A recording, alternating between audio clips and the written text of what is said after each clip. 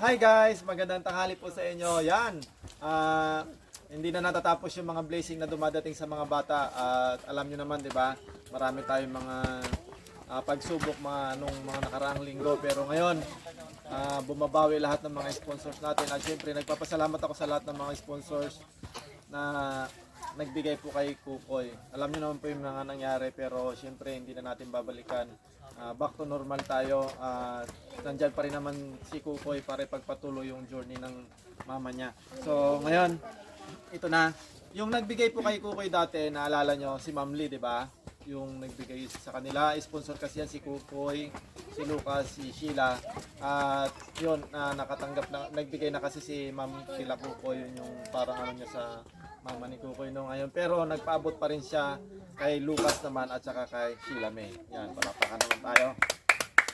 So, ang nagbigay nito walang iba kundi si Ma'am Lee at binibigyan sila bawat isa ng tig 1,500 pesos. Yan, 1,500 sa'yo te, tapos 1,500 sa'yo kuya.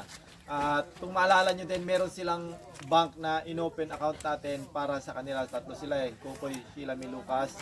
Na kapag yung anong gusto ni Ma'am Lee, kung lalagyan doon, ganon, o kaya ibibigay sa kanila ng cash, nasa ano namin yun, si Ma'am Lee na yung nagsasabi sa akin mismo. Pero ito yung tigo 1.5 sa kanila ay ibibigay ni Ma'am Lee, hindi lalagay doon sa bank account kasi kung ano man yung gusto nilang bilhin, mabibili nila.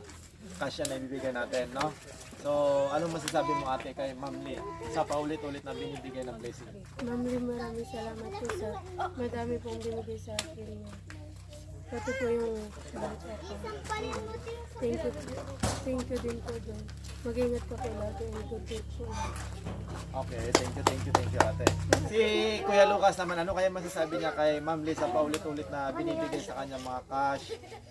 Talagang nakakatuwa kasi syempre, hindi na nila problemahin yung mga gusto nilang bilhin o kaya baon nila, gano'n. Ano masasabi mo kuya?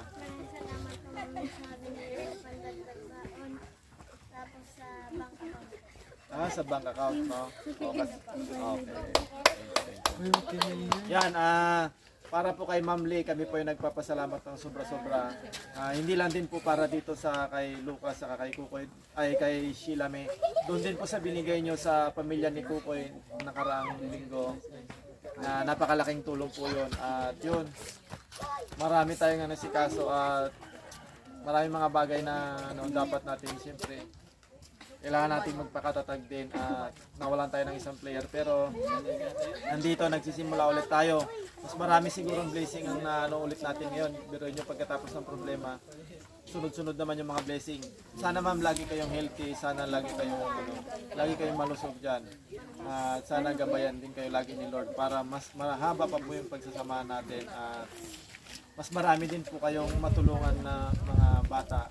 Kasi ito hanggang pagtanda nila, dadalhin nila to talagang napakalaki ang naging part nyo sa buhay nila dahil hindi lahat ng mga bata nakaka-receive ng mga ganitong blessing. Kaya napakaswerte po namin.